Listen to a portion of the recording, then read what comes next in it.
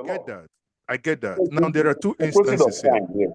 Yeah, there are two instances here. When you talked about the government taking care of houses or taking over houses that are being used for kidnapping, there are two cases in point here. One is the incident in Ozobo, where two properties were demolished.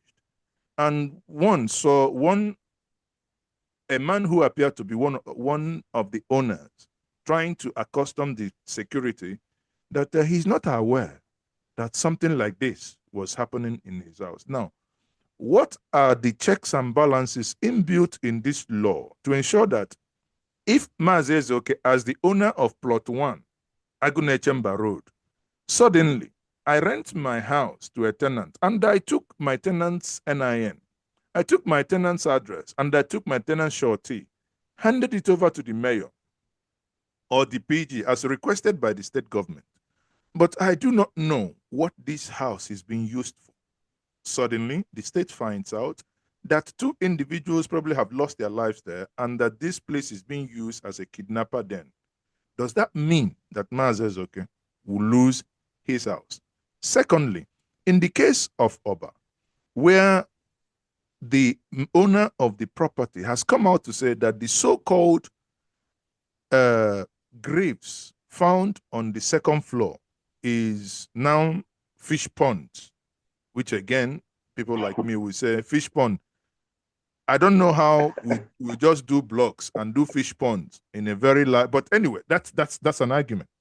But if we look at that, don't you think, that's my second question, don't you think that the state needs more convincing to do with the people before such demolition? If I take Oba as a case in point, we saw a property being demolished. People are happy. But if you say, wait a minute, how many people were arrested there? What are their confessional statements? We did not see anybody. Why is the owner of the building talking? Why is he not in custody answering questions? Can you throw more light on these two? Well, people say that the owner of the Oba Hotel has talked or is talking. I haven't seen him. He is in hiding. We are looking for him. If he is genuine, he should. Why can't he appear on in the media? I have actually made that. Please, I want to interview him. I want him to give us more information. Please, if you're watching, sir, please reach out. Let him show up. You don't just find one roadside writer that claims to be a journalist and he says there's something. We know the journalists in Nigeria. We know the platforms we look forward to. Why can't he talk to any of the established media houses? Why can't he do a podcast of himself? Do you get my point? Nobody has seen him. People are just quoting something they said he said. Is he dumb now? Even if he's dumb, there are experts in sign language. Let him come out and demonstrate, and we'll get interpretation. See, listen. You are a seasoned journalist. Take a trip to Oba and ask any person in Oba about the hotel. It's one of the bad spots you have in Anambra State, that hotel. You can find out. And you see, there were things. You see, Anambra has probably more than 200 hotels. Why his own? Why? Why his own? The man is not a politician, he's not a political gladiator, so it's not certainly not a political matter. Not that it should be. But the point I'm making is the man should not just fly something through an unknown quantity that calls himself a journalist and expect us as a government to waste time on that. He should show up because we have a lot more we have not released. We are going to release when we see demand. That's the point I'm even making. Because you constructed a hotel, put the hotel in use, and you reserved the top floor for a fish pond, right? Or fish ponds. Look, we all know how fish ponds are constructed. You cannot pour water on that the partitionings he had there with blocks, and the water will not flow away. It will, certainly. And you want to keep fish there? How? What is the shrine doing there? Shrine is the shrine to bless the people lodging there, or what? Or to protect the fish? What are the military fatigues, the bullets we found, that those things we found, that are those things meant to protect the hotel lodgers or what?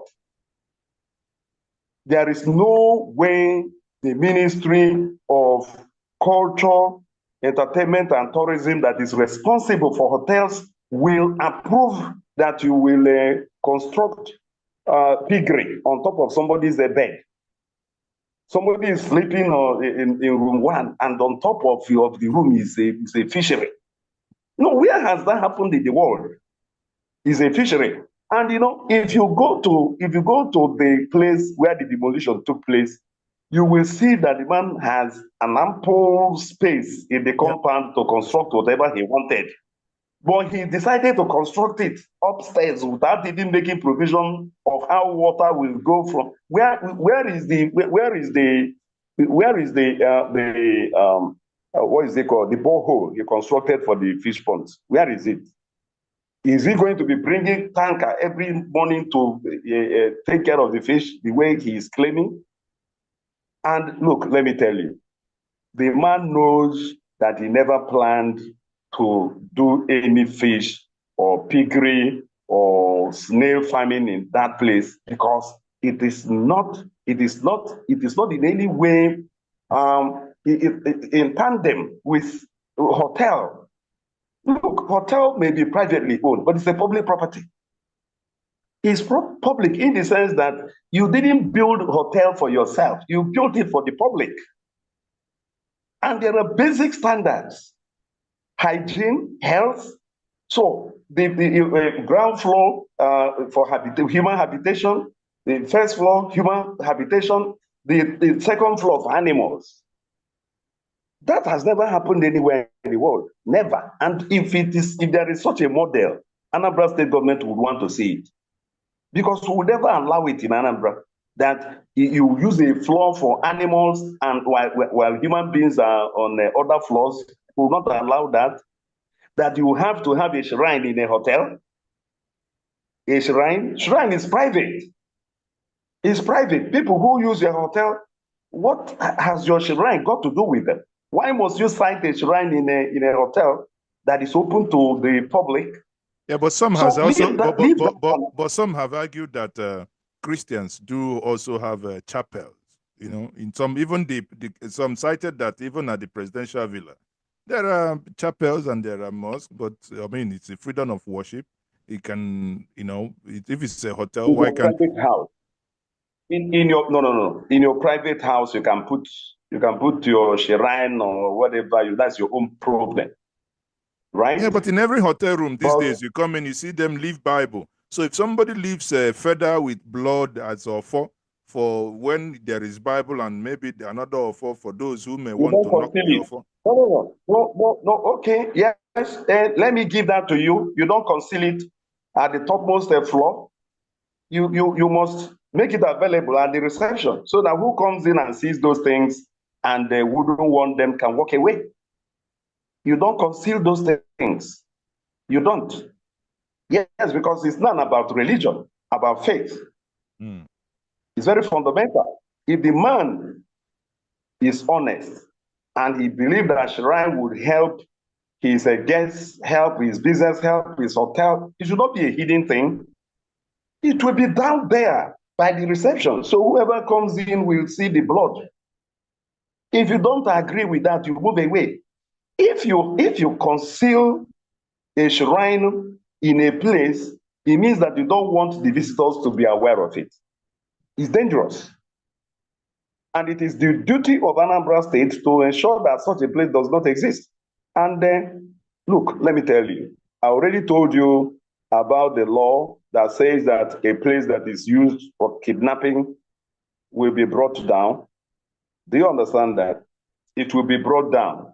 That was the law that was activated because we were able to establish that indeed the place was a kidnapper's den. Period. The man should come out and prove us otherwise. Now, would you mind, attempting the first question, which is if a house is rented and it's being No, used I as have a this. den? Now, let me answer that quickly so that people can ask questions. You know, the new law imposes the duty of profiling on landlords. If you give out your facility to anybody, you better know what the person is doing. You just have to know his source of income. You need to know who the person is. Many people are criminals and fugitives. They are running away from the law in their state, and they will come, you give them your own house. He may lie to you that is not even from the state that he hails from and all that. It is your duty to ensure. And that is why people are looking for guarantors. Landlords should start looking for guarantors. You don't just give out your house to anybody that you do not know, or you do not know who knows that person very well, that knows the person to his house, to his village. That is what the law wants now.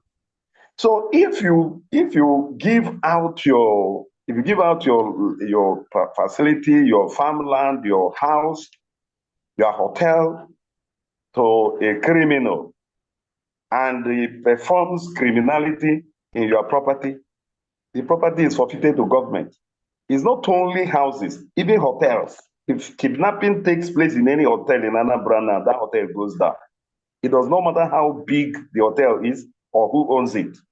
But if so you need to know those who... No, but if the landlord, okay, because what we are talking about now, this is a new law that is barely 2 weeks old now, right? Yes. So those crimes happened before the law came into effect. Now, if moving forward, I am a landlord and somebody has come in, the state requires me to get the NIN number, first name, last name, guarantor, whatever, where I work, local government, and I submit these things. Is it the duty of the landlord to now be checking on the tenant whether every month, whether he comes home, whether he keeps someone there? So where the confusion, and that's where the states... I don't think that is the contemplation of the law. The law wants the landlord to guarantee that this is an honest citizen and that his own facility is not being used for criminal activities like kidnapping, armed robbery, and things like that. That is what the law requires.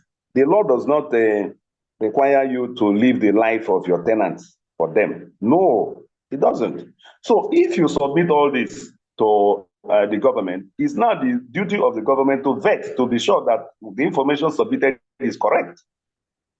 Okay. Now, if that the information is correct, verification will not, will be done by government. The law enforcement agencies will have to verify, just like the banks will do. The banks will want to find out if the reference forms you submitted are actually correct and all that. So there must be vetting. You can understand the spirit of the law and then the intendment. The law wants criminals not to hide anywhere in Anambra. It's just simple. And the law wants the landlords to work with the government to ensure that this is not, that criminals don't hide in buildings in Anambra State. You and I know that up to 50% of the Anambra don't live in Anambra State. And many of them have mansions. Go to those mansions and find who are living there. That is a problem.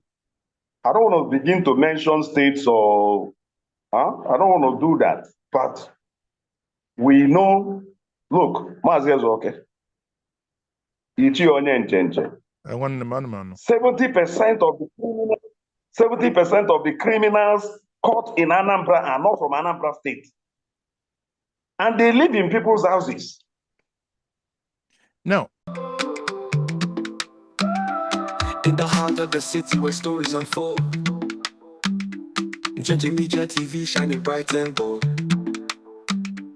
bringing news from the corners of the globe, connects us together, no matter